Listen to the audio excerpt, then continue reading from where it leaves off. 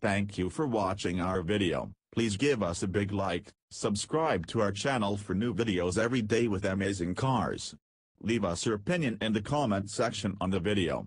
Thank you. Alfa Romeo and Maserati are institutions of the Italian automotive industry. Both brands are over 100 years old, and they've gone through their fair shares of ups and downs over the past century, yet they've remained surprisingly faithful to their respective heritage. The cars are quick, luxurious, and brimming with character, but it's the exterior design that first draws the eyes.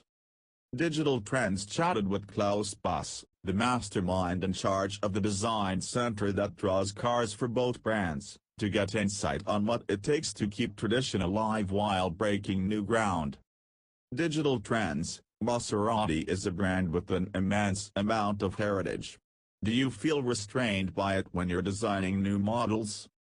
Klaus Busse: I don't feel retrained, I feel responsibility. When you design a Maserati, you're designing a future collector's car. That in itself is a monstrosity of a responsibility that is on your shoulders. When you design a Maserati, you're designing a future collector's car. As a design team, we have identified what we believe is Maserati. Some of our competitors make cars with big air intakes and grills. We try to express the power of the vehicle, its self-confidence, by using purely the Trident logo and the shape of the grille. If you're in a quadruport or a Ghibli, for example, when you're at a light you don't need to rev your engine to show how much power it makes because your car wears the Trident. You're driving a Maserati, that's a supreme level of self-confidence you're expressing. That's what we try to honor. The body itself is more on the elegant side. How can you evolve this design language? We evolve it by staying true to two fundamental aspects. It's really the Trident that makes the face of a Maserati. And then, of course, you've got the rest of the car. At auto shows people ask me if I see something that inspires me and I usually say no. Everything you see at a car show was done 2 or 3 years ago, it can't possibly inspire me for something I want to do 2 or 3 years from now. The gap is just too big.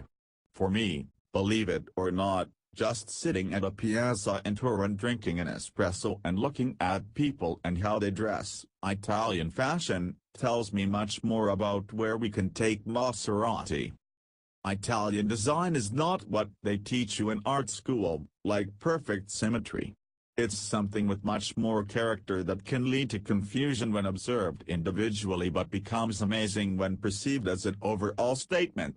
This will continue to guide us with Maserati. Italian design is not what they teach you in art school, like perfect symmetry. Is there a specific type of car you'd like to design for Maserati? Interesting question. I think the answer is no. Look at the left, you could say Maserati did an SUV. I'd say, we did another Maserati which happens to have the space and the ride height of an SUV. When we started the project, we had nothing to refer to. How do you do a Maserati SUV? We don't. We just do what we do, give it a Maserati face, an elegant body, but instead of having a 3-box design we did it almost like a hatchback. The most beautiful compliment we're getting is the fact no one asks, why did Maserati do the left? No one is criticizing us or surprised by it. It's been a successful recipe. It doesn't matter what we work on in the future as long as we get the chance to continue this design philosophy. You're also responsible for Alfa Romeo design. What would you say characterizes the brand's modern styling language? Alfa Romeo was as adventurous as Maserati, if not more.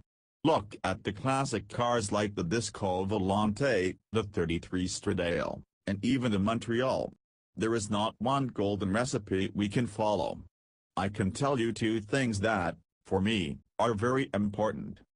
Number 1, we have the very unique face. That's something you don't want to mess with.